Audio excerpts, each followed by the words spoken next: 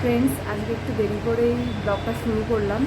তার কারণ হলো সবারই তো একটু রেস্ট চাই সপ্তাহে, তাই জন্য সকালে দিকে একটু রেস্ট নিয়েছি মানে ব্লগিং থেকে রেস্ট নিয়েছি, আর কিছুই না।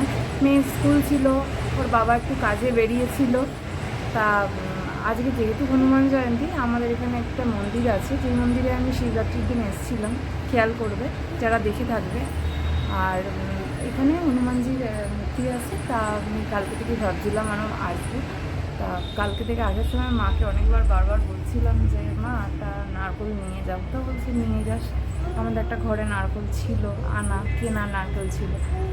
কালকে বলছিলাম, তো আমরা ব্লগে ওইদিকে শুনতে পারবে, কালকের যে ব্লগটা সেটাতে শুনতে পারবে যে আমি যোগা ক্লাসে যাওয়ার সময় একটা নারকেল পেয়েছি, যেটা আমি হাজব্যান্ডকে বললাম নিয়ে আসো, তাই নারকেলটাই নিয়ে এসেছি হনুমানজির জন্য।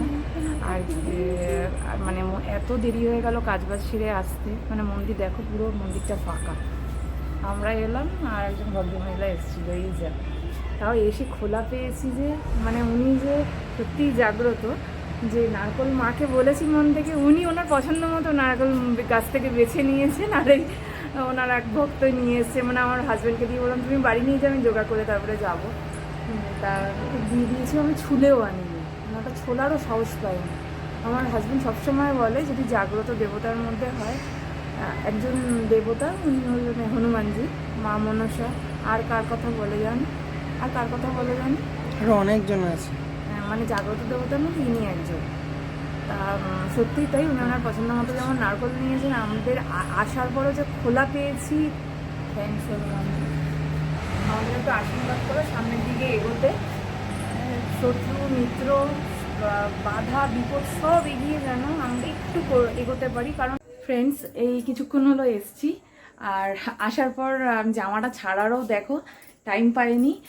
এসে সবার খাবারটাকে জোগাড় করলাম, সব খাওয়ার করাই ছিল, একটুখানি গরম করে নিলাম। কারণ এখন একদিন ডাল ডাল না, মাছের ঝোল বাইরে ছিল, একদম মানে ফেনা ফেনা মতো উঠে গেছিলো। তারপর থেকে একদম মানে সজাগ হয়ে গেছি, আর এই গরমটায় রাখা যাবে না, ভিতরে রাখবো।